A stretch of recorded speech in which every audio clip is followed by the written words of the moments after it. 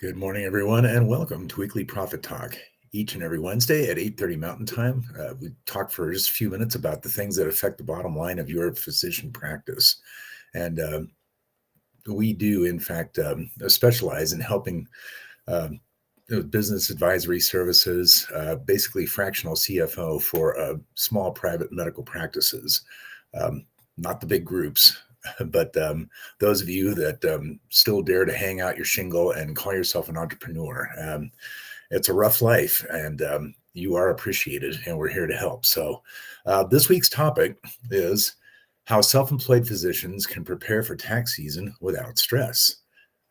This is a very timely and topical piece of information, hopefully, because don't look now, but it's the first week of February. So tax season is upon us. And if you have, in fact, elected to be taxed as an S corporation or else you're in a partnership, either way, you've got a tax return that's due in just a little over 1 month.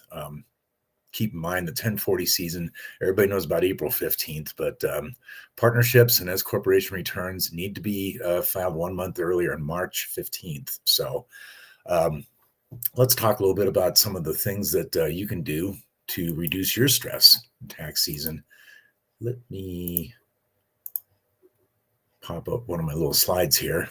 Is it possible to prepare for tax season in January? Well, basically, sure, because if you don't have any other choice, you have to, right? And by the way, January has elapsed, so it's time now to be thinking about this, obviously. So it does not have to be stressful, and that's why I decided to put together just a couple of topics that I'm sure are going to help you. If it's too late this year, then at least kind of be thinking about the next 11 months, and you are actually able to screech into the finish line next year. That would be tax season 2026 for tax year 2025. And able to file a tax return that doesn't make you cry or wonder where you're going to find the money to pay the tax. You can do several things that are going to help you to actually enjoy your Form 1040 tax filing next year. And if you're watching this and you already know these things, then hopefully this is reassuring for you. So let's go ahead and we'll get started. And by the way, that fresh jar of Skippy reference down there, extra points if you know the reference that comes from. I basically stole it from a song. So I'll tell you in a minute. So first thing, and this is super important, you've got a complex machine running when you're running a practice. You are bringing in receivables. I would say a vast amount of you, maybe not a majority, but possibly a majority of people that are in the business of providing medical services need to file insurance claims, and you have claims receivables because they just don't pay right away. You get your electronic claims form submitted, or however you're doing that, and it's a wait because they've got their processes. And I'm going to tell you something that you've probably already suspected, and I'm quite sure is true. They'll hotly deny it, but insurance companies are in the business of hanging on to their own money as long as possible. I'm sorry, but that's just the way it is. If you're looking at a multi-billion-dollar company and they're able to actually delay payments for as much as 5 days across the board, they're actually increasing their revenues, and if for no other reason, through the accumulation of invested interest or other investment vehicles. So cash is king, and the longer they can keep it, the richer they are. So all of this is to say is that this is just one facet of several things that you have going on. Your revenue's coming in, certainly. That's where your cash is created, but you've got overheads. You know, you've got staff. You may have physicians under you. Certainly should have administrative staff. At the very minimum, somebody with a smiling face that your patients see when they first walk in the door and check them in. So you've got staff overheads. And after that, you have all the selling and administrative expenses. And you're also going to have capital expenditures. So all of these things translate to a reduced number at the bottom of your profit and loss known as net income. So um, if you are keeping a good set of books throughout the year and you know the scoreboard, I always like this allegory. There's somebody who I follow who basically shows you a basketball scoreboard and it's got one number in one corner. It's like, do you know what the play to call is? And the answer is absolutely not. You don't have enough information. So you start adding some more numbers, maybe the number of timeouts left, but you still don't know how much time's left, what the opponent's score is yet. If you don't have the whole scoreboard, you can't call the play. And it's just that simple. But the other thing, too, is not only is this going to help you with your business operations throughout the year, but if you got good, clean profit and loss statement and balance sheet together after December 31st, you're on your way to being ready for tax season as well. So, and I've kind of added this as almost a footnote here, but this is super important. Let me see if I cannot highlight this, but perhaps you can see my little arrow down here. Now you want to, at the very minimum, if you have not done this yet, and I'm certain there's probably a very small minority of people that haven't thought to become a limited liability company by now. The main reason that you want to do that is because if anything happens and we live in a litigious society, of course, you're carrying malpractice insurance and you know the reasons why. You are actually subject to liability and things happen. If you operate your practice as some sort of limited liability company or professional limited liability company, PLLC, that basically protects your own personal assets, the car you bought, the home that you're still paying a mortgage on with your spouse, it protects those personal assets from attachment for any possible business litigation. So you need to be an LLC yesterday. If you haven't done that by now, very simple. Just type business secretary of state and then add your home state at the end of that and open that up. Chances are you're going to find the ways to file for a limited liability company online on your own or a capable administrator. I like to avoid the registered agent companies. They charge a couple $100 for something that you can fill out.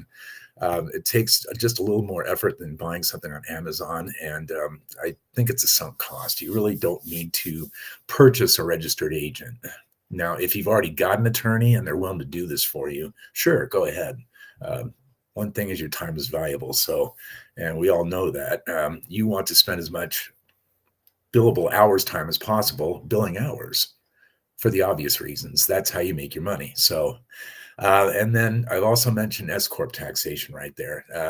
That really deserves more than a footnote, but I have spoke about this at length in other lives. And by the way, you can go onto whatever media you're watching this, either live or in replay. We are on YouTube, Facebook, as well as LinkedIn. And any one of those, you can go back and search, especially the YouTube. It would warm my heart something fiercely if you would subscribe to our YouTube channel, actually. And then you can see all of our past videos. We cover S Corp pretty good, thoroughly, because the plain fact of the matter is this: if you are not being taxed as an S Corp, and you're filing a Schedule C and attaching it to your Form 1040, you're overpaying taxes to the tunes of thousands of dollars. Average is about $7,800 on $100,000 net income that you're paying that you do not have to.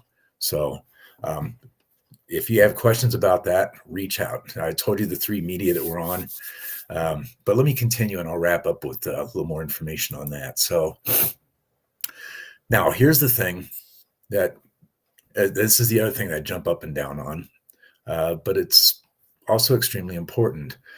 Tax season is a time of stress because a lot of people, I'll say, perhaps not you that's watching, but a lot of people treat taxes like a trip to the dentist for a unwanted but nevertheless necessary root canal. It's something that you put off all year, and then you sit down and you do all the things that you need to do to file a tax return. You found that you owe $6, $7, $10, $12,000 in tax. That's stressful. And the thing is, it's completely avoidable. When you were working whatever job you were working to get through college, who knows what that was? It could be anything, even restaurant type work. You received a W-2 at the end of the year and paychecks, and those checks had your taxes taken out for you. Your employer is basically by law tied to do that for you. And the thing is that that is basically, in the world of business, I kind of think of that as your childhood and teenage years, because basically you've got a parent looking out for you, your employer. But now that you're the employer, you need to be making tax payments of your own. Now, granted, you as an S corporation, you may be taking a wage out of your company, and that's great, but you're making other money besides that. And that's the net income portion of the S corporation after all overheads, including your pay. So you're not only entitled to take that money out of your business, but you're actually paying tax on it. Of course, only the ordinary income tax part. But here's the main thing.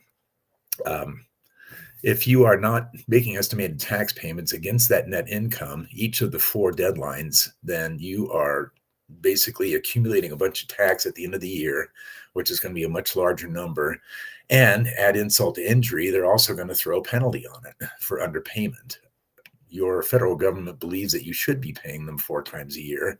They don't stand over you with a bullwhip or a cattle prod and make you do it. What they do is they punish you after the fact. And that is the IRS's method. So the way to beat them is just play their game. Pay it as you go.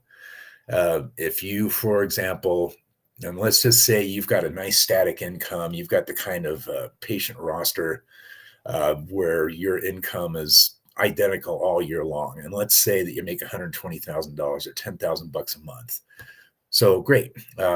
What you do is you want to figure the tax on that $120,000 based on your particular income situation. Demographics include whether or not you're married, other things. You may have other businesses, your spouse may work. So you take all those things into consideration, figure out the tax on that $120,000, divide that tax number by 4 and pay that on April 15th, June 15th, September 15th, and then January 15th of the following year, which is a great tax deadline. It's my favorite because you have solid profit and loss numbers for the 4th estimated tax payment deadline because the year's already ended, right? Makes sense? So if you've paid all of your tax to within $500, and when you file your 1040, guess what? No underpayment penalty. That's 1.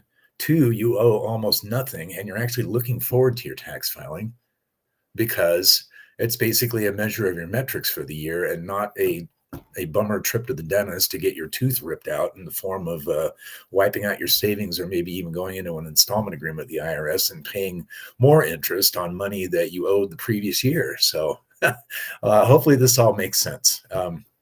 So how we help people prepare for tax season without stress is just basically take care of these things in the background for them. We're able to provide you a level of advisory services. It's basically like having a CFO on steroids working for you part-time. So if you're interested in knowing about taxes as well as how to increase your profit and your cash flow, again, we're on LinkedIn, Facebook, and YouTube. You're watching me on one of these 3 things. All 3 of those have a comment section. So write help or I'd like more information or just something. And we'll reach back out to you within 1 business day. And let's talk about how we can be of more help to you. So with that, let's go ahead. And we hope that you have an amazing rest of your day and rest of your week, as well as an awesome weekend. The fat rodent saw himself on Sunday. So actually, we looked this up and just share a little bit of personal info here or trivia. It's really just trivia. Punxsutawney Phil has only been accurate 25% in the last 12 years. So the whole thing is just a complete sham and it's ridiculous, but it's kind of funny. And I don't know what they're feeding that boy, but they need to put him on a diet. Anyway, so I hope wherever you are that you're staying warm and having a good February so far. And if you have a chance today, do something randomly kind for a stranger. So until next week, we'll come back with more weekly profit talk at 8:30 a.m. Mountain Time. That is 7:30 in LA and 10:30 in Florida. So until next week, so long and have a great rest of your day. Bye for now.